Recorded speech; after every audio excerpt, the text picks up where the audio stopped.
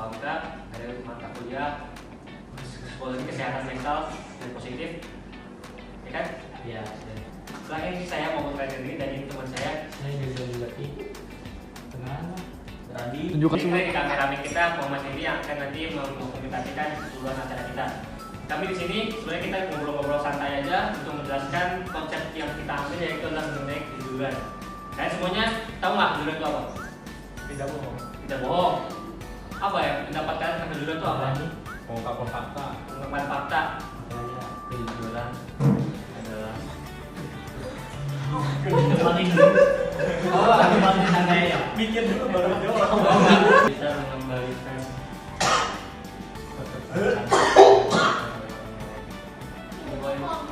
Sama. intinya intinya apa? Anda jawab, Anda angkat tangan baru begini ya? Ya, hebat, hebat. Bagus bagus. Apa lagi? Lakukan kebenaran. Lakukan kebenaran. Jadi sebenarnya kejujuran itu adalah sebuah tindakan ataupun ucapan yang mengatakan sebuah fakta objektif. Contoh, misalnya kita di kelas ada ujian, kita mencontek itu sebuah kejujuran atau bukan? Jujur. Jadi katanya nggak bohong. Emang kalau nyontek itu bohong? Bohong. Kenapa bohong? Karena tidak sesuai dengan kemampuan diri mengerjakan. Itu curang, bukan nggak bohong. Nih. Iya. Curang, bukan nggak bohong. Tapi bohong itu tidak sesuai. Bohong kemampuan bisa, bohong di istri kayaknya. Bohong diri. Iya. Kalau dia nggak mampu. Bohong itu. Maksudnya gitu maksudnya. Iya gitu, ya paham. Oh iya. Jadi itu intinya tindakan ataupun ucapan. Jadi bukan cuma ucapan aja, tapi tindakan kita melakukan kejujuran juga, mendapatkan integritas. Lalu bagaimana cara kita meningkatkan kejujuran kita? Kita bahkan nggak tahu apa itu jujur aja, sebenarnya kurang tahu kan jujur. Nggak bohong. Tadi apa tadi apa tadi jujur? Apalagi tadi Mengungkapkan fakta. mengungkapkan fakta. Nah, sebenarnya kejujuran itu adalah lebih dari itu, sebuah tindakan atau ucapan yang mengungkapkan fakta itu. Yang itu adalah sebuah kejujuran. Kalau bantuan orang lain ya apa mendukung ya orang lain buat kita tuh jadi jujur tuh sekarang tuh nggak cukup gitu. Jadi perlu apa namanya fondasi yang kuat bagi diri kita sendiri gitu. Bahwa kita tuh ingin perilaku kita tuh jujur gitu. Kalau kita nggak bisa dari sendirinya juga, walaupun kita udah didukung sama orang lain atau orang tua, itu susah sih menurut saya. Karena sekarang tuh lagi krisis kejujuran. Jadi kesadaran diri sendiri. Iya. Kesadaran diri. Yang ada faktor eksternal dan faktor Faktor internal, ya. Dua-duanya sama-sama penting. ya faktor sama agamis jadi pakai gamis Tapi kita ngelawak tadi jadinya nanti nggak serius lagi. Yang memaksa kita untuk nyontek. Yang lain nyontek kok kita enggak. Yang lain nilainya bagus jadinya kan. Itu kita jadi jelek. Itu adalah sebuah situasi yang sangat-sangat sering sekali kita temui di masyarakat, apalagi di Indonesia ini ya kan. Lalu apa sebenarnya cara ngilangin dengan nyontek itu gimana? Jujur, kita kelompok setuju itu susah untuk dihilangkan. Tapi tujuan dari kelompok kita adalah untuk meningkatkan integritasnya, moralnya, yaitu adalah paham kalau mencontek itu salah. Jadi kalau udah merasa bersalah melakukan pencontekan, walaupun tetap melakukan pencontekan karena situasi memaksa, tapi dia tahu kalau itu perbuatannya salah. Nanti lama-lama mindset mereka akan berubah dari sebuah pikiran salah, waduh nyesel nih nyontek, tapi lama-lama nanti kemudian mending gak salah sekalian lah daripada rasa bersalah terus. Itulah tujuan dari kelompok kita sebenarnya. Kamu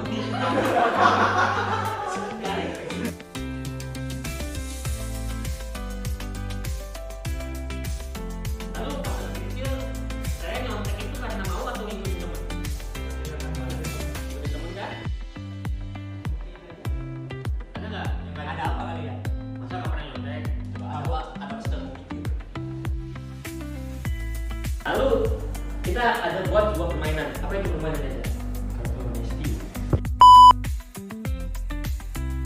Jawabannya adalah menunjukkan sikap berani bertanggung jawab. Ya karena kan kalau dari gua karena kan kita jual yang tahu nih, jadi kita harus berani ngelaporin ke pihak-pihak yang terkait juga biar permainan dalam pertandingan itu fair juga kan. Jadi kita harus bersikap berani terus bertanggung jawab sama apa yang udah bisa menunjukkan dari permainan itu. Oke, boleh. Masuk akal gitu tuh cara bermain yang lupa. Nah, masuk Fredri, kenapa Ren? Jawabannya adalah meninggalkan situasi yang tidak sehat. Jelas lah ya, kan itu melanggar aturan. Kalau kita diem aja kan itu potensi curang kan, dan itu sama kayak yang dia bilang nggak adil gitu kan. Makanya kita sebagai tim yang berusaha untuk menjalankan tadi lomba ya, kompetisi yang secara fair gitu kan, harus melakukan itu supaya terjadi keadilan buat semuanya dan tidak ada yang dirugikan satu sama lain. Oke, kalau menurut saya dari argumen yang tadi, ya siapa namanya? Hendra ini yang paling bagus. Kenapa? Dia bertanggung jawab. Kalau dia cuma anonim doang, bisa aja itu penipuan. Ini siapa yang kasih tahu? Siapa tahu yang ngomong? Siapa tahu anonim siapa yang ini belum tentu jadi benar. Tapi kalau orang sendiri yang lihat langsung, dia yang laporin langsung, dia bisa langsung itunya. Jadi pertama adalah Hendra, yang kedua Nopal walaupun argumennya nggak jelas, yang ketiga Henry. Oke, yang tiga. Tadi jawabannya mana? Sama jawaban apa itu? Kembalikan apa yang bukan haknya gitu ya. Kalau bukan barang milik ya itu tindakan yang paling tepat ya dibalikin ke yang punya. Terus tadi jawabannya seperti itu. Ya, coba. Jawabannya apa?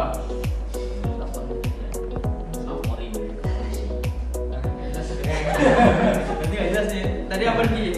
Jadi Pihak berwenang dia. Pihak yang berwenang. Yang itu pihak yang benar. Jadi tiga, empat. Yang ini dua. Gimana wasit satu? Nah itu. Jadi jawaban yang paling tepat di Randy, kemudian siapa namanya? Nadia, dua, Ricky baru apa? Poin-poin tulisnya. Poin-poinnya tulis. Iya, tulis. Lanjut. Masih kita poinnya. Nah, pertama mengerti konsekuensinya apa. Terus yang kedua kita tanya secara jujur dia tuh kenapa? Gitu, apakah ada masalah di satu kelompok itu? Apakah emang ada kendala yang mungkin dia agak susah gitu? Atau Misalkan dari argumen-argumen yang kita dapat, menurut saya jawaban atau argumen yang paling bagus adalah mengeluarkan menyelesaikan mencari jalan keluar bersama. Karena menurut argumen dia juga tadi harus sama-sama, dia mengingatkan harus juga sama-sama juga. Jadi menurut saya tadi tiga dia alasannya bagus. Kenapa? Jadi menurut saya dia dapat paling peringkat pertama. Yang artinya peringkat pertama dari dia jumlah kartu yang ada 4 jawaban yang ada, dia mendapatkan nilai pertama pertama yaitu 4 poin.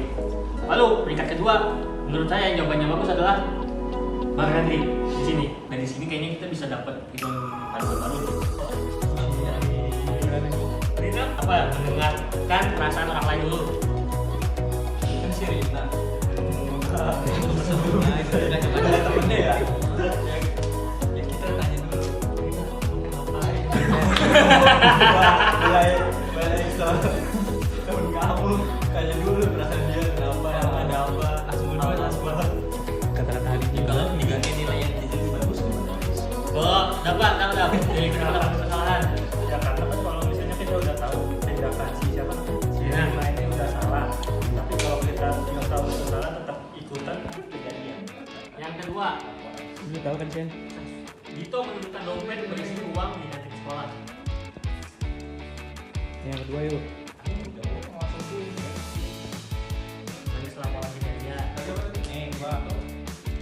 beritahu dia akan berwenang. Dito menemukan dompet berisi uang di kantin sekolah.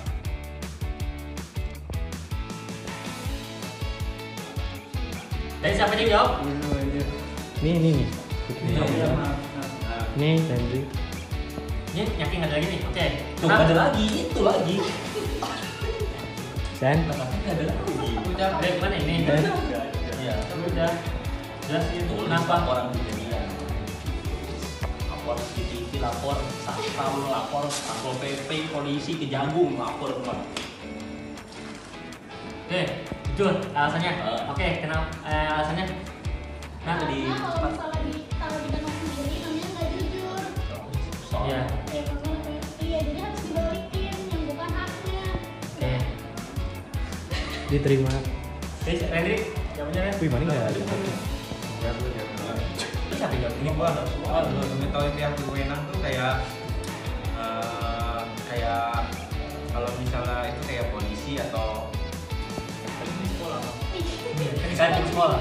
di sekolah itu kalau berwenang tuh kayak pihak guru atau kepala sekolah bisa diumumin dompet siapa kehilangan, siapa tahu yang merasa dompet itu kehilangan dia bisa datang ke ruang guru tersebut untuk mengambil dompet itu yang sudah diumumin, kan pihak berwenang kan.